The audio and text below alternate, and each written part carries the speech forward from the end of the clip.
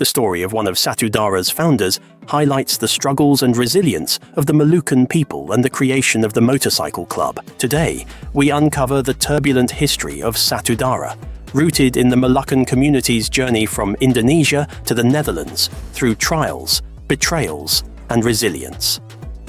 The Moluccan story begins on the spice-rich islands of the Moluccas in Indonesia. These islands were renowned for their nutmeg and cloves, spices that drew the Dutch into a profitable but exploitative trade relationship, leading to colonization. In the early 17th century, conflicts between the Dutch and the Moluccans over control of the spice trade were frequent and often brutal. The Moluccans earned a reputation for their loyalty and bravery, becoming an integral part of the Royal Netherlands East Indies Army, established in 1830. They served with the hope of securing recognition and the promise of their own independent state. The late 1940s saw the Dutch conducting military operations, euphemistically called police actions, to regain control over Indonesia. These actions were, in fact, a civil war, but the Dutch used this term to downplay the severity of the conflict. In 1949, the Round Table Conference was held in The Hague, resulting in Indonesian sovereignty. Despite promises, the Moluccans, who had fought loyally for the Dutch, found themselves in a precarious position.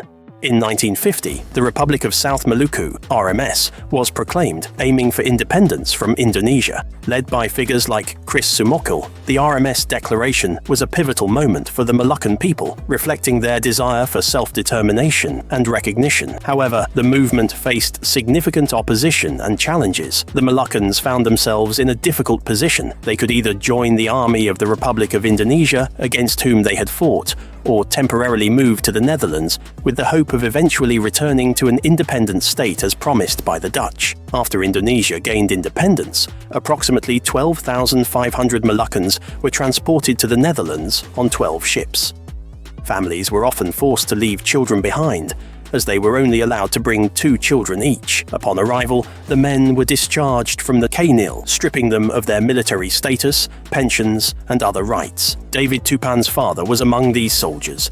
Growing up, David witnessed the deep pain and sorrow this betrayal caused his father and other Moluccans. In 1951, the first group of Moluccan KNIL military men arrived in the Rotterdam harbour. The plan was to temporarily house these soldiers, who fought alongside the Dutch in Indonesia. But the Dutch government broke their promise and there was no return to the Moluccans. The families were housed in former concentration camps like Westerbork and Vught. As time went on, a return to an independent state became increasingly unlikely, and the Moluccan community began to settle in distinct neighborhoods built by the Dutch government in cities all over the Netherlands. Despite these hardships, many first-generation Moluccans remained loyal to the Dutch crown, but the second and third generations saw their parents suffering and felt increasingly betrayed, leading to a growing atmosphere of resistance. What did it do to me to see my father like that? I guess it hurt me so much. And then I kept telling myself I didn't want to be an underdog. I wanted to be successful. I didn't want to suffer from anyone. I wanted to be able to hit back. Did I took over that anger from my father?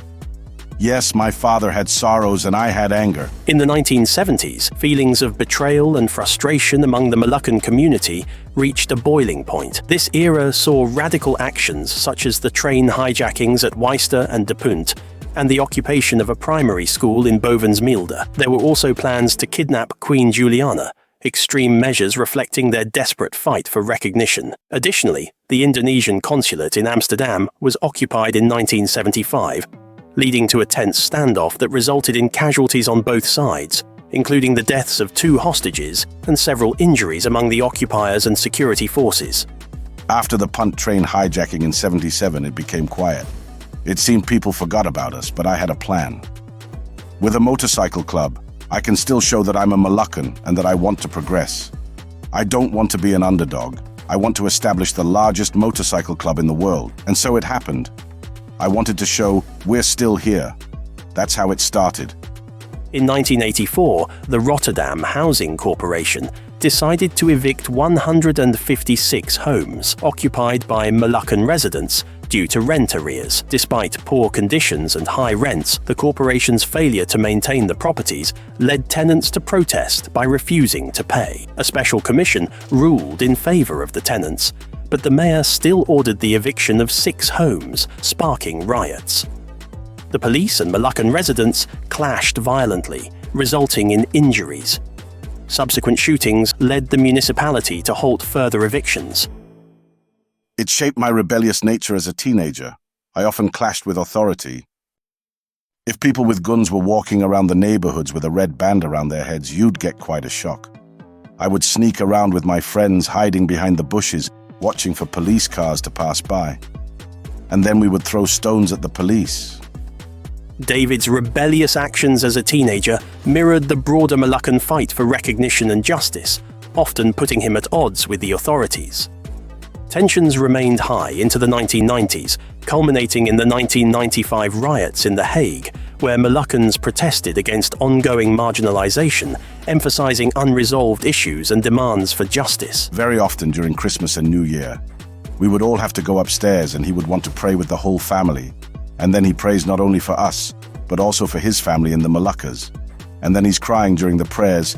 You can see him praying with emotion. Amidst this backdrop, Satudarah was founded in 1990.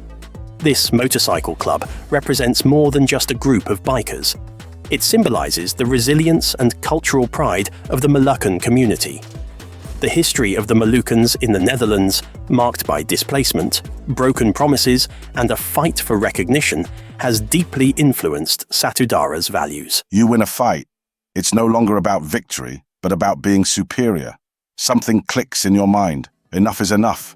You've gone too far. I am the one you've been warned about, the one who always causes pain. It confirms everything I've always thought, everything my father told me. Everything goes black, and you just enter kill mode. The club embodies the perseverance, solidarity, and quest for justice that have characterized the Moluccan struggle. Concurrently, the Republic of South Maluku, RMS, was declared in 1950, advocating for an independent South Moluccan state. This pursuit of independence has remained a central aspect of Moluccan identity and struggle. Thanks for watching. Subscribe to Europopo for more in-depth stories. Don't miss out.